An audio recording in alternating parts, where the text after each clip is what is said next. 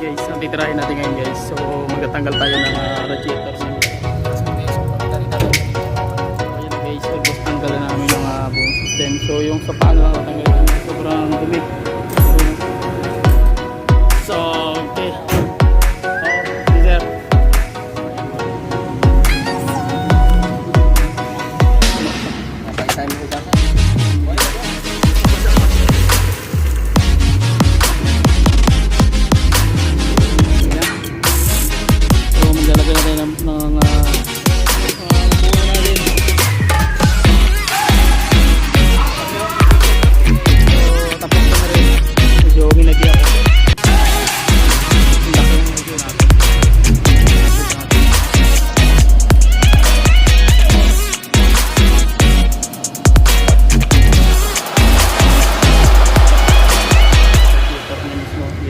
Pagpalang araw, so generator set ng Cummins engine, and then tatanggalin natin yung radiator na yan. So ibig sabihin may problema ito.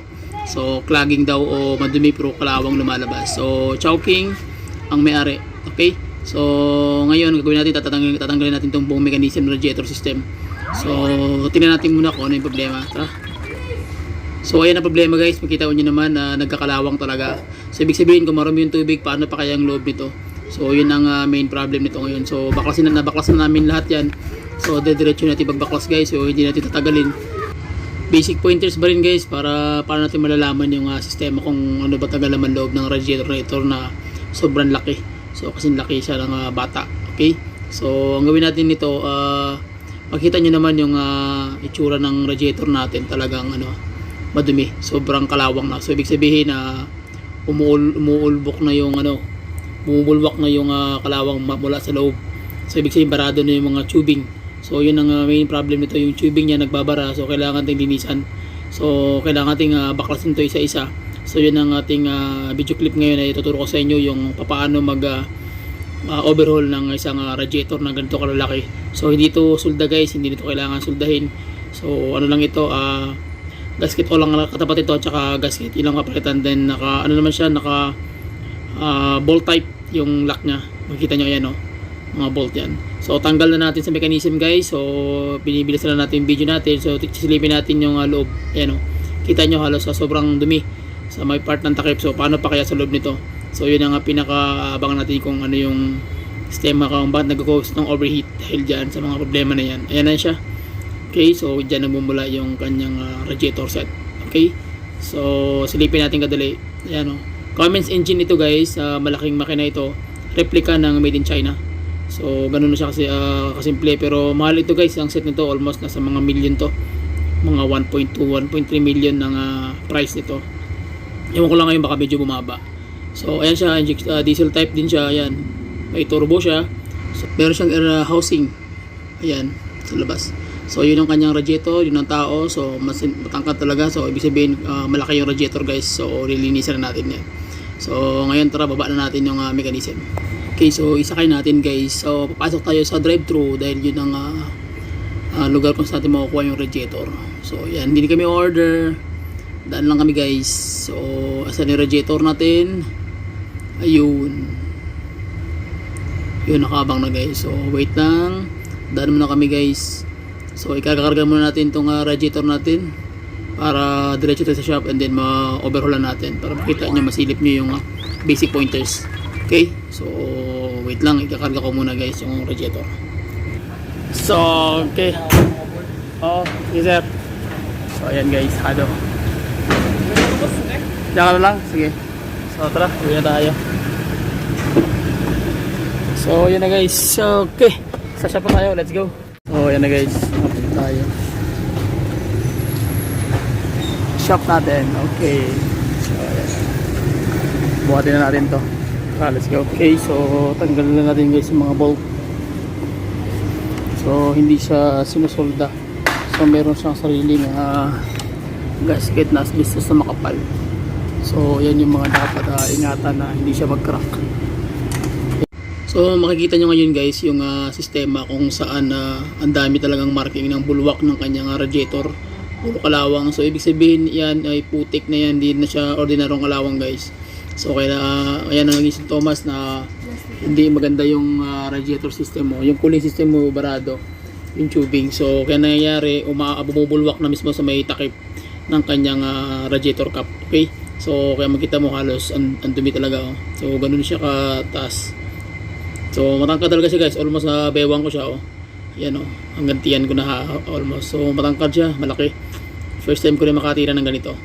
So ang gagawin ko na lang nito, hindi ko na ito i-recycle tong kanyang gasket. So sisirain ko na lang ito, and then magpapalit ako ng bago para brand new, mas maganda. So hindi natin ito ibabalik guys dahil ano na siya, pit na siya. Okay, so yun ang tip tsaka basic pointers. So ngayon gagawin natin guys, tatanggalin na natin to. Tingnan natin kung ano yung laman loob nito. Okay, buksan na natin. Lang guys, so open na, tingnan natin. Ayun, oh. Wow, ang dumi, oh. Putik. Wow. Putik talaga siya. Yun. Oh.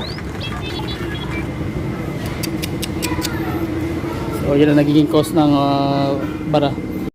Okay, so ngayon na-prove talaga natin na talagang delikado na yung radiator na to. So pwede ito mag-cause ng overheat. Tingnan naman yan. Halos wala nang butas yung kanyang mga tubing. So almost 40% lang gumagana nito guys na tubing. Ang 60% barado na. So ang gagawin natin dyan, kukulkugin natin yan. So tanggal na yung kabila, so tatanggal natin yung ilalim para isang tira lang, diretso tayo linisan. So yan ang nagiging cause ng mga problema ng radiator natin. So kailangan mula pag brand new, kung nabili mo yan ng almost mga 10 years yan, mula pag brand new, 15 years. So mas much better na maglilinis ka talaga ng radiator, especially sa mga malalaking truck. So pero once na yung coolant mo medyo malinis pa naman, so hindi mo naman kailangan linisan yan. Pero once na medyo may mga kalawang na siya guys, so sintomas na yan na kailangan mo talaga siyang buksan. Nagkakaroon naman ng kalawang yan kung wala kang kung lagi lang tubig yung ilalagay mo o hindi distilled water. So kinakalawang yung tinatawag na yung water gasket niya. Ibig sabihin yung bakal mismo sa loob, nagkakaroon siya doon ng problema. So kinakain ng yung nagkakaroon ng kalawang, so akala mo putik. So yun pala yung problema. So ngayon tatanggalin natin to guys, itong kabilang side para dire-diretso natin paglinis. So tingnan natin din kung ano yung meron dito. So baka may mga putik din to, pero mas maraming putik yung ibabaw kasi doon tinatapon yung galing sa engine. So doon siya nabubuo, na nagbumuka na siya isang malaking lupa. So yun ang nagiging baraza ng tubing. So yung tubing natin guys, maliliit lang yan, 3 tube ito. So ngayon tingnan natin kung ano yung meron din sa kabila. Okay, silipin natin. Ayun, tingnan nyo guys, tingnan nyo maigi.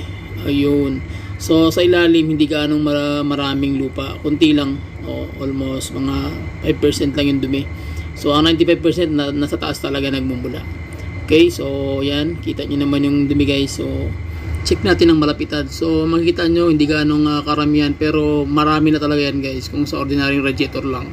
So ibig sabihin ito talaga yung mabara. Kita nyo naman tubing nya, halos barado na talaga. So 40% lang gumagana ito guys. So yun ang kailangan natin gawin. So anong next step natin na titirahin is kailangan mo natin linisan lahat ng kanyang labas ng tubing, and then kailangan siyang tirahin guys, na tinatawag na yung tubo.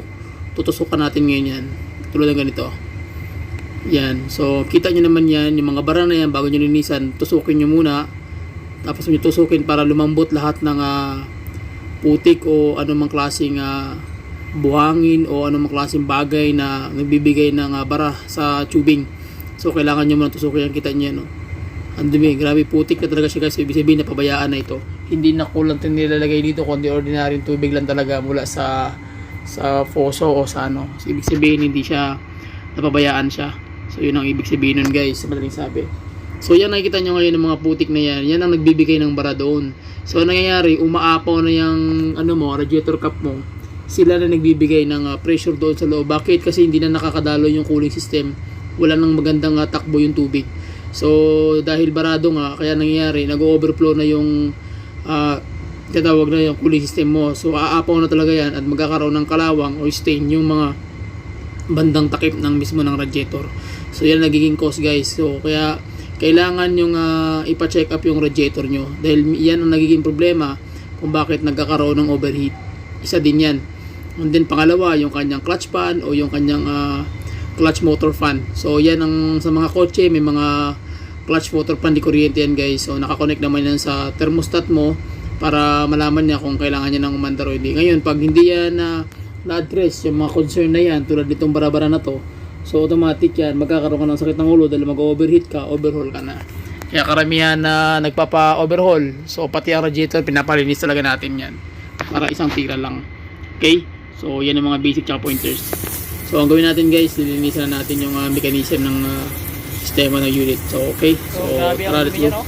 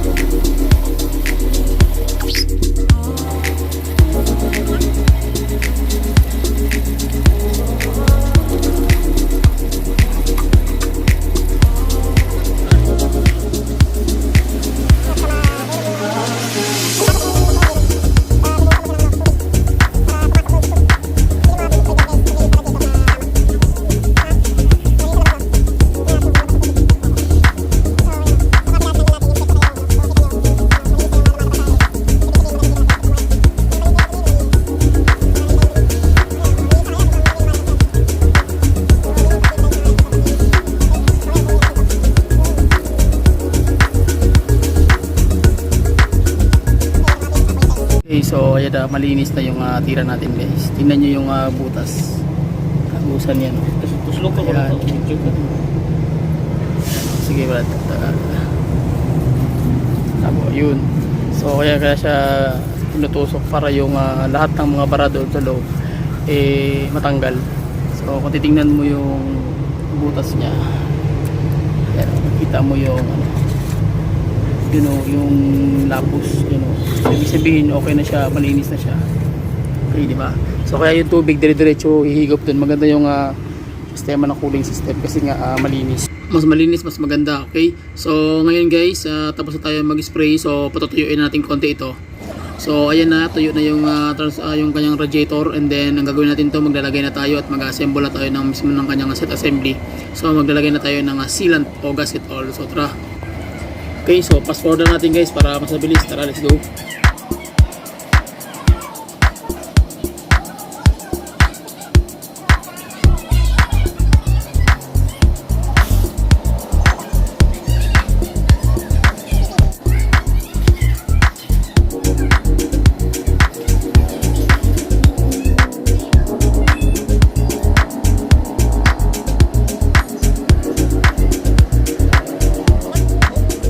Okay, so nakabit na natin guys, hindi na natin na videoan, medyo busy, alam mo naman tayo. So basic pointers lang ang mahalaga, makita natin yung pagkakatira.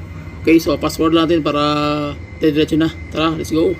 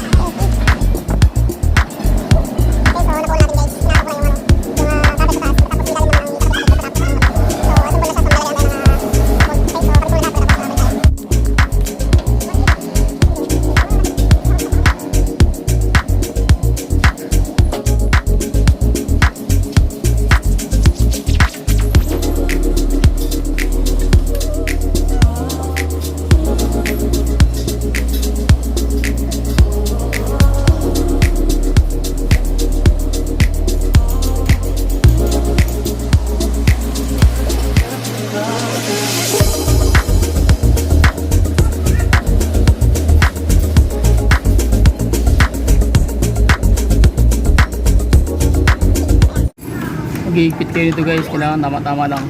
Kasi pag masobrahan nyo pag-higpit, basic pointers pa rin. Masobrahan nyo na pag-higpit, sisidlit yan, lalabas yan. Pag lumabas yan, balik na yung ano yan. Balik na yung mismo yung ano niya, gasket mo. So kailangan hindi mo siya hihigpitan ng as in na higpit talaga. So kailangan tama-tamain mo lang na hindi ito lalabas. yung gasket na yan. Pag lumabas yan, wala na. Tagilid ng laban. Basag na siya. So maglilik yan. So tama-tama lang. Kailangan control ng kamay mo yung higpit mo. Pinakahigpit ito mga 10 to 12 hanggang 15 torque, yung torque pounds nya para hindi lumabas yung gasket. Okay, so pagkatapos ito sa kabila naman tayo sa lalim.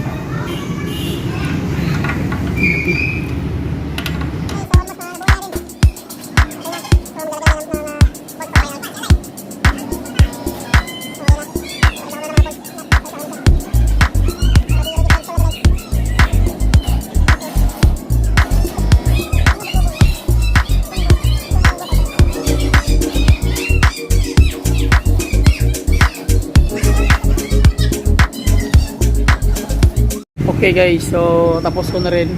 Medyo ginabi ako. So delete test ko na rin siya. So ayan, may laman na siyang tubig. Tubigan naman yan. Okay, so almost done na siya. So walang leaking yung tira natin. Okay. So okay yung tira natin guys. So okay. So ikakabit ko na lang ito diretso dun sa engine. Sa ilalim. Yung tubig niyan doon yung galing sa may tubo. So okay, walang ano yung gagawa natin. So okay na siya guys. So okay. Ang laki ng radiator, no? Okay. Magandang araw. So umaga na guys. Nandito na kami sa taas ng Chowking. So ikakabit na natin yung radiator na in-assemble natin sa mismo sa may Cummins na engine. So balik na tayo guys pag nakabit ko na. Okay? Ayan na guys, nakabit na. So ayan na guys, nakabit na namin ang mechanism. Hindi ko na videoan dahil mag-isa lang ako, nag-video lang akong cameraman. So malaga nakuha natin yung basic tsaka pointers. So ikakabit na rin namin mechanism ng kanyang circuit belt para dire-diretso na guys. So fast forward ko na lang para mas mabilis.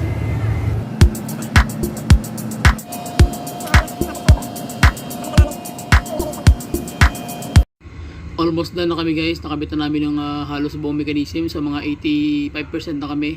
So double check na namin yung lahat na mismo ng mechanism niya, yung mga bolt na tinanggal, and then yung mga hoses sa radiator na connection ng kanyang lower and upper radiator hose. And then pagkatapos niyan, papaanda rin natin may mga konti. So nandyan na rin yung lahat ng setup. So may tubig na rin radiator, and then pagkatapos niyan, dire-diretso na yan guys. So start na namin yung makina. Tara, let's go.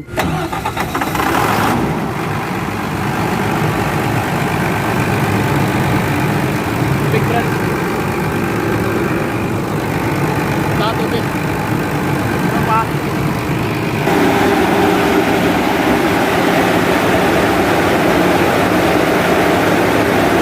Okay, so we are done na guys. So maraming salamat sa inyo. Shout out sa mga mekaniko, sa mga banggitang mekaniko, sa mga unit owners, sa aking mga followers, sa aking mga subscribers, sa lahat ng mga sumusuporta sa YouTube channel ko at sa akin, sa mga customer and mga clients na nagtitiwala sa Carsling TV at sa Kling Auto Repair Shop. So bye bye and God bless. See you. Bye-bye. Okay.